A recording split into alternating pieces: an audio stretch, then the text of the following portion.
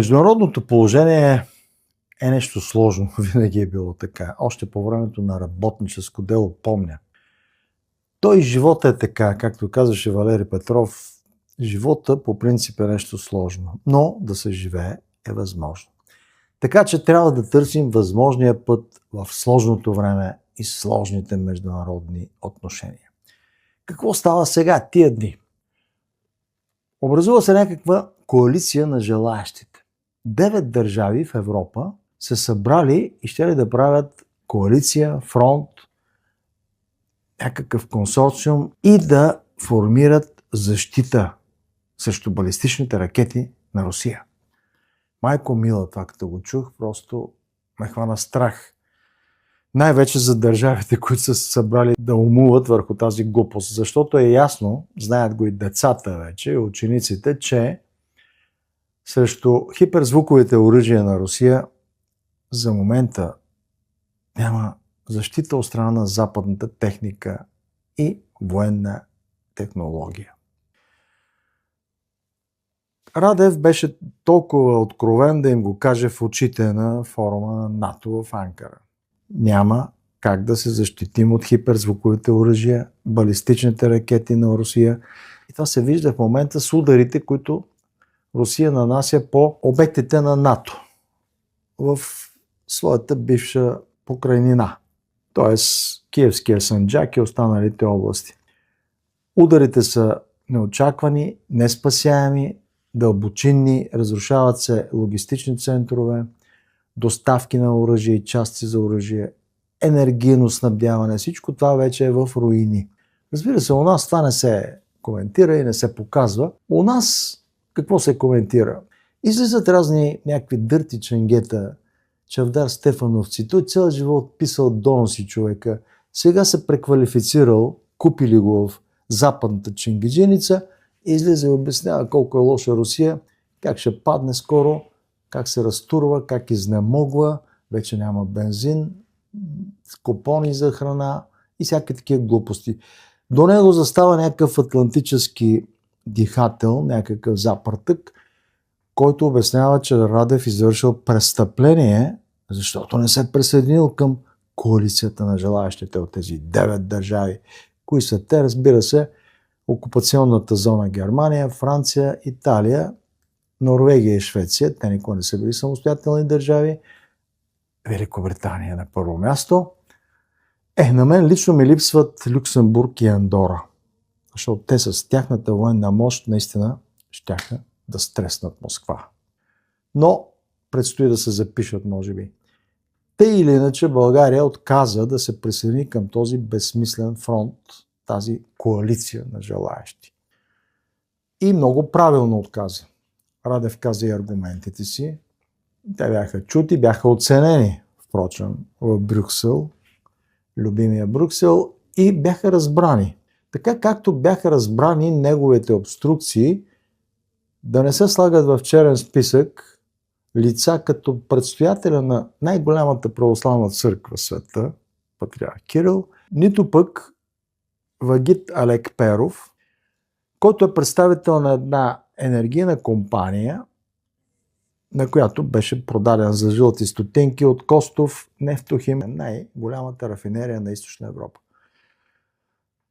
Неговото слагане в черен списък, според Радев, ще попречи на България, не на Русия, на България. И като имаме предвид, че Лукойл, тази мощна корпорация наднационална, далеч не е само руска, там участват и Ротшилд и негови производни, мога да приема защо така бързо западната част се съгласи с аргументите на Радев. Аз няма да кажа, че Запада е клекнал пред Радев и е свалил шапки. Не.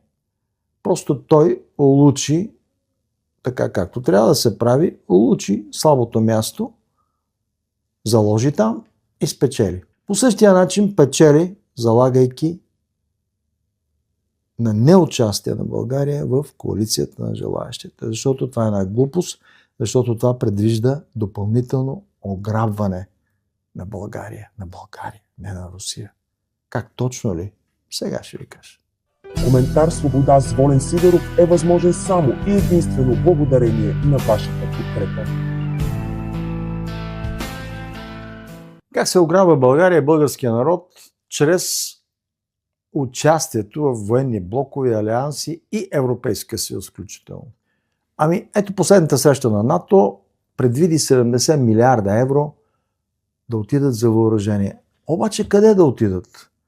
Доскоро 9/10 от парите за въоръжение отиваха в американски фирми. Сега обаче голяма част от тези 70 милиарда ще ли да отидат в Англия. Тя даже не е в Европейския съюз. Тя напусна, много предвидливо напусна потъващия кораб. Обаче сега вече може би 2/3 от милиардите ще отидат в Англия. Що така бе? Англия го закъса, ако следите. Даже Стърмър подаде оставка. Англия е в тежко икономическо състояние. Кой ще й помогне? Бившите колониални народи. Тези, които Англия ги държеше в робство, османско робство, нарочно, и можехме да се освободим десетилетия преди това, но тя натискаше с вилата България в робството, защото така и беше изгодно, защото работеше заедно с Османската империя. Това го казват и Ботев, и Левски. Прелистете техните виждания, писма и статиите на Ботев, ще видите как той обвинява Европа, тогавашна Западна Европа, в съучастие на Османската империя, в съучастие на нашето поробване. Ботев го прави, този национален наш герой. Тогава Англия работи с Османската империя срещу Русия. Сега искат същото. Сега работят за фронт, в който ние сме предвидени като черноморска страна. И този фронт отново да бъде срещу Русия. Кримската война, средата на 19 век. Тя уж завършила с победа на Запада и загуба за Русия. Така пише в учебницата. Дали това наистина е загуба? Защото след това Русия си възстановява не само загубените, така да се каже, от Запада територии и точки, напредва и стига до буквално южните краища на България. Резултат на което се появява и държавата България след 432 години. Не са 500. Това сега дали да го признаем или не, трябва да питаме Гого Лозанов. Той ще каже, че това е окупация, не е освобождение. Но казват, че и той имал право на мнение. Всички имат право на мнение, дори заселниците на психиатричните клиники също имали право на мнение. Така казват. Тази свобода на мнението позволява да се насаждат обаче неверни, фактологически неверни твърдения, изявления и обобщения. Ето аз срещу тях се боря. Тях се опитвам да разчиствам от мръсотията, от неверните пластове, с които ги покриват, и да ви показвам кое е фактологически вярно. Когато става дума за Русия, за войната на Запада срещу Русия, англосаксонския Запад, в която ние сега сме включени на страната на англосаксонския Запад, и съпротивата, която Радев се опитва да прави срещу това, с неговите възможности, защото той няма безгранични възможности, то трябва да оценим правилно нещата. Не трябва да говорим глупости, че това е предателство, как може така той да не се присъедини към това, което казал или свирката на треньора от Лондон. Не, няма да се присъедини и много правилно прави. Това не е услуга на Русия. На Русия и пука дали България ще се включи или няма да се включи. Това е услуга за нас, за българите. Защото по този начин се намалява, ограничава се възможността ние да станем реална част от реално бойно поле. Защото сега е лято, хората са по курорти, плацикат се, веселят се. Цъкат малко за високите цени, но ги плащат без да се съпротивляват и си мислят, че така живота ще продължава. Да, обаче може да се случи така, че студената сега война да стане гореща. Не плашим